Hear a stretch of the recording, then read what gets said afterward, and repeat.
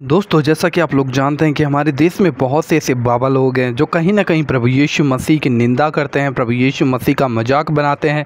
बहुत से ऐसे लोग भी हैं जो यीशु मसीह के नाम के कारण सताव करते हैं। लेकिन दोस्तों, आज का ये वीडियो परमेश्वर के एक ऐसे दास का है जिसने किस प्रकार से उन लोगों को जो आज परमेश्वर का विरोध तो करते हैं लेकिन अपने जीवन में पाप को नहीं देखते, पाप की गंभीरता को नहीं समझते, उन लोगों को और अपने परमेश्वर के लोगों को एक ऐसा शिक्षा दिया है। आप लोग इस वीडियो को पूरा जरूर देखिएगा और बिना छोड़े पूरा देखना। इस तरीके से एक पापी को पाप की जानकारी होनी चाहिए। और आज सबसे बड़ी समस्या यह है कि याजक लोग पापियों को पाप की जानकारी देते ही नहीं। चलेगा बीवी के साथ पड़ोसन पे भी मजाक चलेगा, बीड़ी भी चलेगी, बॉयफ्रेंड भी चलेगा। आज ऐसे ऐसे चर्च है, लड़का लड़की अपना अपना जोड़ा बना के बैठ जाते हैं और वचन सुनते सुनते हाथ भी दबाते हैं और थोड़ा सा ऐसा भी कर लेते हैं, मुंह में मुंह डाल लेते हैं। पादरी भी कहता है कोई बात नहीं, पूरा मजा लीजिए पर चंदा जरूर डालना। अमेरिका देश में ऐसे ऐसे चर्च हैं जहां एक दूसरे के ऊपर हाथ रख के लोग चर्च में ही चूम लेते हैं। उनको जरा भी तमीज नहीं है कि परमेश्वर के सामने बैठे हैं ये लोग। और ऐसे चर्च में भीड़ बहुत होती है और सबसे धनी चर्च होता है वो, क्योंकि पाप करने वाले दिल खोल करके पाप करते हैं और दिल खोल के दान भी देते हैं। सॉरी टू से आज पाप की जानकारी देने वाले महंत धरती पर नहीं रह गए। यही कारण है कलीसिया को पाप की जानकारी नहीं है। कर्म बाद में क्षमा ही नहीं मिली तो आके क्या करूंगा। ऑलरेडी मेरे बैठने की जगह में बिल्ली की चिचरी है, मैं नहीं बैठता, उससे मेरा गाउन खराब हो जाएगा। अरे वीडियो मसीह हो, अपने दिल में यीशु को पुकारोगे, तुम्हारे गंदे सिंहासन में बैठेगा क्या?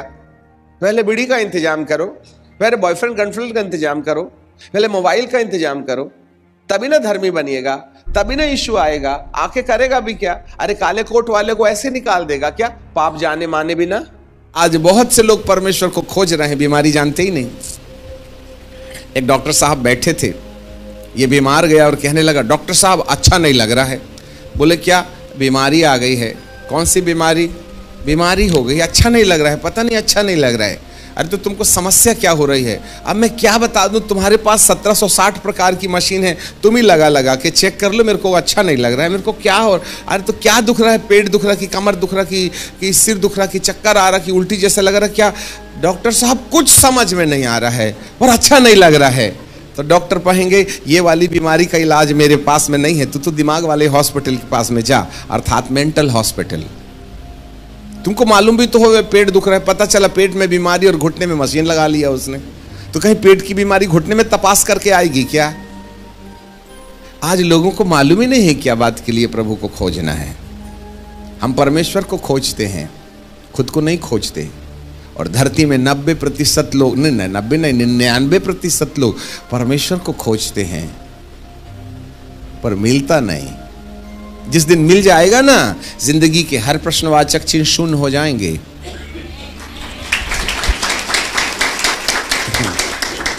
प्रभु कहते हैं जब तक यहोवा मिल सकता है तब तक उसकी खोज में रहो। और प्रभु यीशु मसीह कहते हैं मैं खोए हुओं को ढूंढने आता। हम उसको खोजते, वो हमको खोजता। पता चलता अपन खोजते खोजते ऊपर गए और वो हमको खोजते खोजते धरती पर आया, और जंक्शन में मुलाकात नहीं हुई तो वो हमको धरती में खोजते रहे, हम आकाश में खोजते रहे। जब तक यहोवा मिल सकता है उसको खोजो। अब वो हमको खोज रहा है, हम उसको खोज रहे हैं, तो खो कौन गया है? वो हमको खोजे, हम उसको खोजें, वो हमको ढूंढे, हम उसको ढूंढे, तो खो कौन गया भाई साहब?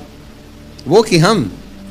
वो नहीं खोया है, वो तो हमको खोजने के लिए देह बन के आ गया। यही तो तीसरा सत्य है ना। तीसरा सत्य हमको खोजने आया है, और हमारी खोज उसको उस समय हो जाती है जब तुम खुद को पा लेते हो। जिसको मैं मिल गया उसको प्रभु मिल जाते हैं, जिसको प्रभु मिल जाता है उसको पिता भी मिल जाते हैं। यदि हम खुद को नहीं पा पाए कि हम हैं कौन, तो प्रभु कहाँ से मिलेगा? क्योंकि प्रभु की पहचान हमारी पहचान से शुरू होती है। ये लंगोट लगा के बर्फ में बैठे बेचारे खड़ेश्वर महाराज एक पैर में 6 साल से खड़े हैं, उनको भगवान मिला क्या? नहीं मिला। अनादि गुरु शंकराचार्य जी से किसी ने पूछा, स्वामी जी तुमको मोक्ष मिला क्या? बोले मोक्ष बड़ी कठिन चीज है, मैं ट्राई कर रहा हूं ढूंढने की। और उन्होंने अपने वक्तव्य में कहा, मोक्ष इतनी कठिन चीज है कि समुद्र के किनारे एक आदमी ने 5 feet by 5 feet by 5 feet का गड्ढा खोद लिया और चुल्लू से पानी उठाता और समुद्र में डाल करके क्या बोलता, दरिया खाली करूंगा और गड्ढे में भरूंगा, और वो भी सूरज डूबने से पहले। कहीं माथा खराब हुआ है? समुद्र 5 फीट के गड्ढे में समाएगा क्या? और वो भी चुल्लू से और सूरज डूबने के पहले से। जैसा समुद्र खाली करके 5 फीट के गड्ढे में डालना कठिन है, वैसा ही मोक्ष भी कठिन है। इसका मतलब है बाइबिल को छोड़ के और कोई मोक्ष की परिभाषा नहीं दे सकता। पर हम बाइबिल के खोजियों, परंतु कई बार हम जो बाइबिल के खोजी हैं उनको भी तो कई बार नहीं मिलता है ना। जी हाँ मेरे प्रियो, परमेश्वर ने हमें बड़ी फुर्सत से बनाया है। हम दो दुनिया के संगम हैं। एक पद आज हम आपके लिए पढ़ना चाहते हैं और वो है पहला कोरिन्थियों की किताब और उसका 15 अध्याय और उसके 19 पद को। 1 Corinthians chapter 15 and verse 19 है। यहां लिखा है, यदि हम केवल इसी जीवन में मसीह से आशा रखते हैं तो हम सब मनुष्यों में अधिक अभागे हैं। हमारे पीछे बोलिए, यदि हम केवल इसी जीवन में मसीह से आशा रखते हैं तो हम सब मनुष्यों से अधिक अभागे हैं। अभागे मतलब जिसके भाग्य नहीं है। अभागे को क्या बोलते हैं? जिसकी किस्मत फूटी है। उर्दू में बोलते हैं लानत है उस इंसान पर। लानत को यदि हिंदी में ट्रांसलेट करें तो श्रापित है वह इंसान जो 70 बरस की जिंदगी के लिए रोटी कपड़ा मकान को आधार बना करके प्रभु को खोजे, उसको अभागा बोला है। अब थोड़ा सा चोट जरूर लगेगी क्योंकि हम आपका परमानेंट इलाज करना चाहते हैं ना। अरे इतने बड़े कैंसर के गुटरू में यदि तुमने आयोडेक्स और विक्स बाम लगाए तो क्या सुबह तक की ये फोड़ा कैंसर वाला बैठ जाएगा क्या? नहीं बालक, क्या चाहिए उसको? विक्स बाम नहीं चाहिए, चमीटा चाकू चाहिए। हाँ, चमीटा चाकू से यदि कैंसर का फोड़ा काट के निकाल लें तो जीवन शुरू हो सकता है। कुछ ऐसे ही आज हम कुछ ऐसी बातें आपको बताएंगे जिससे कि प्रभु आपकी जिंदगी की हर समस्याओं का एक स्थायी इलाज कर डाले। ऐसे करके इसलिए प्रभु जी बोलते हैं, अभागा है वह इंसान जो इस ही संसार की जरूरतों को आधार बना करके परमेश्वर से प्रार्थना करता है, जबकि बाइबल का परमेश्वर कहता है इस जीवन की बात यदि है तो इस जीवन के बाद भी एक और जीवन होगा। ये जीवन है तो एक और जीवन होगा। तो कौन सा जीवन है ये? इसको और उसको अलग अलग करने वाली रेखा कौन सी है?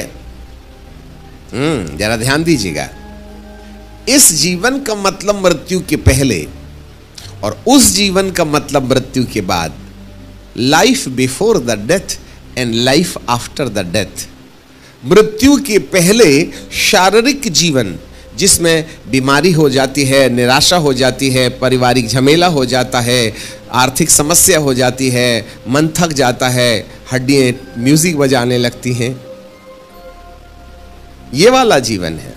पर बाइबल का परमेश्वर कहता है ये वाले जीवन के बाद में एक और जीवन है, वो वाला। तो ये वाले और वो वाले के बीच में कौन अलग अलग करता है? मृत्यु। याद रखिएगा, इसका मतलब है जरूर 50, 60, 70 साल की जिंदगी के साथ साथ है एक और जिंदगी है जो मृत्यु के बाद लागू होती है, और वो जिंदगी करोड़ों साल की है। करोड़ों साल की है। ये जिंदगी 70 साल की है और वो जिंदगी करोड़ों साल की है। इंसान 70 साल की जिंदगी के लिए रोटी कपड़ा मकान चंगाई छुटकारा आशीर्वाद घर कार बंगला बीबी टीवी पता नहीं क्या क्या खोजता बेचारा, और बूढ़ा होकर के सब छोड़ के पैदल चला जाता, चड्डी बनियान भी साथ नहीं ले जाता। कमाए थे हमने क्या नहीं किया, जिंदगी बचपना खेल खेल करके खो दिया, जवानी नींद भर सोया, और अधेड़ उम्र बाल बच्चों के लिए पैसा कमा कमा के पेंसिल समान जिंदगी घस दी, और जब बुढ़ापा आया तो हड्डियां म्यूजिक बजाने लगी। अब पेट दुख रहा है, कमर दुख रहा है, फिर जो रोना शुरू हुआ, फिर हम बाजार जाते हैं और खंजरी उठा लाते हैं और बुढ़ापे में खंजरी बजाना शुरू कर देते हैं। तो नाती पोते बोलते हैं, दादा जवानी में गाना नहीं गाए, आजकल तुमको बड़ा गाने का शौक हो गया। तो दादा क्या बोलते हैं, बेटा धरती बहुत भोग लिया, अब ऊपर भी तो रिजर्वेशन कराना पड़ेगा ना। आपको ये ख्याल कब आया था? जब एक पैर कब्रिस्तान में है, जब डॉक्टर बोलता है थोड़े से दिन बचे हैं, तब भगवान के दरबार में आ जाते हैं। पूरी जिंदगी इंसान ने पेंसिल सामान घस दी और मरने के करीब करीब खंजरी उठा करके भगवान की भक्ति करता है। लोग बुढ़ापे में बपतिस्मा लेते हैं जब मालूम हो गया कि लाइन क्लियर हो गया है। हालेलुया। तो ऐसे लोगों को तो अभागा ही ना बोला है। तुम्हें बिल्कुल आखिर में याद आती है कि एक और जिंदगी है। अभी तक हमको, जब तक नाती नतरे नहीं हुए थे ना, तब तक हमको लगता था जिंदगी यही है। शादी तो कर दी बेटे की, बेटा जल्दी से पोता दिखा दे। अब जैसे तैसे पोता, तो दादा क्या बोलता, वाह मजा आ गई, 50% काम ओवर। फिर वो बोलता है, मुझे बेटा एक पोती भी दिखा दे, बोले। तो पोती भी आ गई। तो फिर बुढ़ा बाबा क्या बोलते हैं, हे प्रभु अब सब देख लिया, तू अब अपने पास बुला ले। तो प्रभु कहते हैं, यही देखने पैदा हुआ था क्या? समझ में आ गया? पोता पोती देख के पैदा हुआ था, पोता पोती देखने पैदा हुआ था क्या? ऐसे लोगों को तो बाइबल में लिखा भागा, मतलब किस्मत फूटी पोता देखने वाले की। हमें मालूम ही नहीं हम पैदा किया बात के लिए हो गए। मेरा परमेश्वर हमको इस धरती के अंदर 6वें दिन बड़ी फुर्सत से इसलिए थोड़ी बनाया था कि पोता पोती देख के मर पड़ो तुम। चंगाई के ड्रम बजा रहे, आशीर्वाद का, नौकरी और चाकरी का। ठीक है, ये 70 बरस की जिंदगी में काम आता है, परंतु एक और जीवन है, उसके बारे में भी तो चिंता करो। मृत्यु के बाद वाले जीवन की भी तो चिंता कीजिएगा। और जिस समय मृत्यु के बाद वाले जीवन की चिंता में सफल हो गए ना, तो ये वाली चिंता के जितने भी प्रश्नवाचक चिन्ह हैं, बिना भगाए भाग लेंगे। जो अपनी जिंदगी में प्रभु परमेश्वर क्या बात के लिए धरती पर पैदा किया, हम कैसे परमेश्वर की इच्छा पूरी कर लें, यदि हम इसमें सफल हो गए, तो जितनी भी असफलता हमारे शारीरिक जीवन में है, चाहे बीमारी से जुड़ी हो, चाहे परिवार से जुड़ी हो, चाहे धन व्यापार से जुड़ी हो, चाहे नींद नहीं आने वाली समस्या हो, चाहे ये समस्या हो, वो समस्या हो, सारी समस्या जड़ पीड़ से उखड़ जाएगी।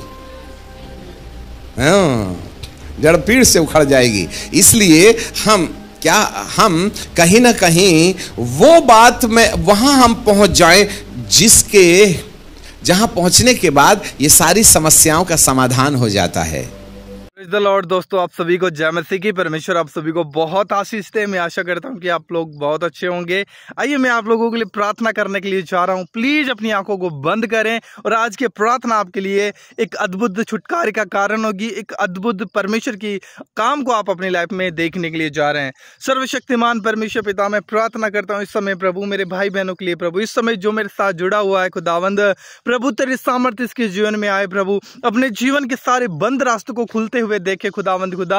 ओ प्रभु जो कुछ यह करता है प्रभु तेरी इच्छा के अनुसार प्रभु वो धन्य हो, इसके काम ब्लेस हो प्रभु, इसका जीवन ब्लेस हो परमेश्वर। आज तेरे बड़े काम को अपने जीवन में देखने पाए प्रभु, एक आनंद और एक शांति प्रभु इसके जीवन में आप उंडेल दे परमेश्वर पिता। स्वर्ग से अपना हाथ बढ़ाकर इस भाई बहन को छू ले प्रभु। मैं प्रार्थना करता हूँ खुदावंद अपने जीवन में तेरी कामों को, तेरी आशीष को, तेरी बढ़ोतरी को देखे। यीशु मसीह के नाम से हम प्रार्थना करते हैं, आमीन। इस वीडियो को एक व्यक्ति के साथ जरूर शेयर कीजिएगा। God bless you.